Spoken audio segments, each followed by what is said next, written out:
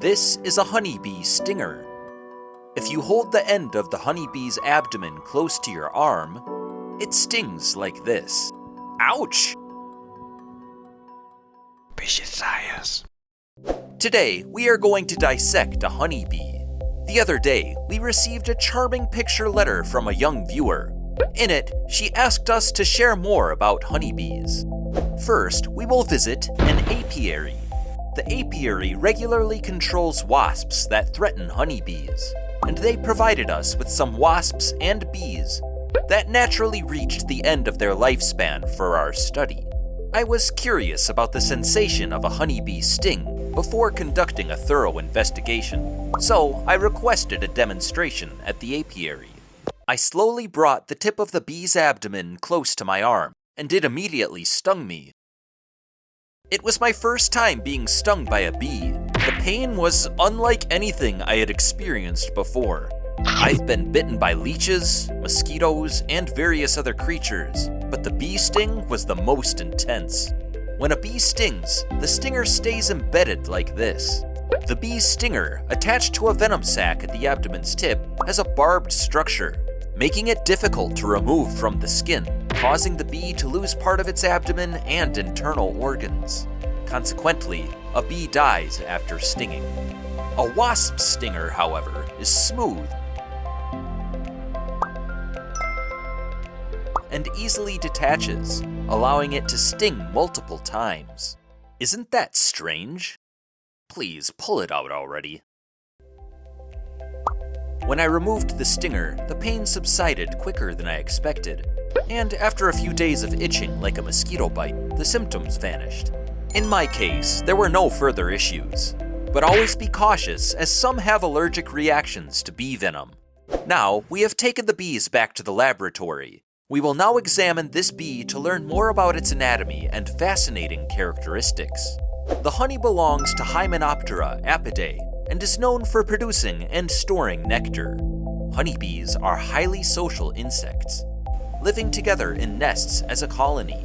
A colony typically consists of 3 types of bees: the queen, workers, and males. Although all the same species, they have different roles and physical features.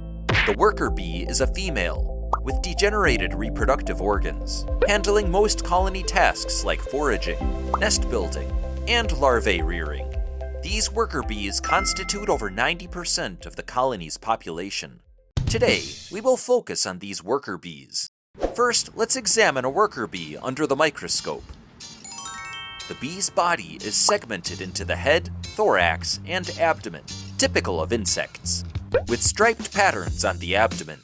Its body is also covered in hair. Starting from the head, the mouth is particularly unique. Bees have a specialized mouth that can both chew and suck. The upper part is for chewing, while the elongated proboscis helps them suck nectar from flowers. If you gently pull on this part, the hidden section of the mouth emerges. At the center of the mouth is the tongue, used for sucking nectar, surrounded by various organs that help ingest nectar. The bee collects nectar with its mouth, storing it in a honey sac before returning to the hive. There, it regurgitates the nectar into a small chamber. Quack. Inside the hive, other worker bees process this nectar. They ingest and regurgitate it repeatedly. During this process, enzymes in the bees' bodies break down the sugars, and the water in the nectar evaporates due to the flapping of their wings, concentrating it into honey. The bees then store the nectar in wax-covered chambers for food. Fascinating, right? Atop the bee's head are antennae with tactile and olfactory functions, and behind them are 5 eyes.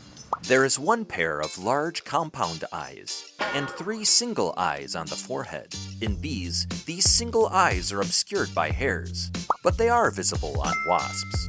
Next, on the thorax, there are wings and legs. Though it appears bees have 1 pair of wings, they actually have 2. The legs have 3 pairs, with claws suitable for grasping. Observant viewers might notice a yellow substance on their hind legs. This is because bees also transport pollen along with nectar. When bees gather pollen on their hairs while collecting nectar, they roll it up with the nectar and store it in pollen baskets on their hind legs before returning to the hive. Very efficient, isn't it? The abdomen is segmented and notably secretes beeswax, used to construct the hive. Beeswax is produced in scales around the wax glands, which bees soften with saliva before using it to build their nest. Ta-da! Here is a beeswax hive from the apiary. It's amazing how they can create such geometrically structured hives. Initially, the chambers are circular, but they soon transform into hexagons.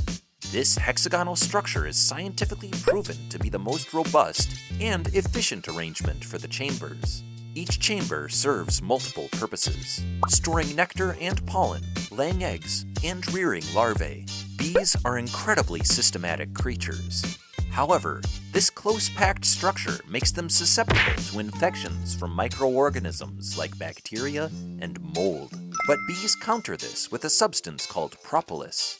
Propolis, made from plant resins mixed with saliva, has antibacterial and antiviral properties, and bees apply it inside the hive to prevent the growth of harmful microorganisms. Really clever, right? Finally, we dissected just the abdomen of the bee. Slicing it open. It was filled with a yellow substance.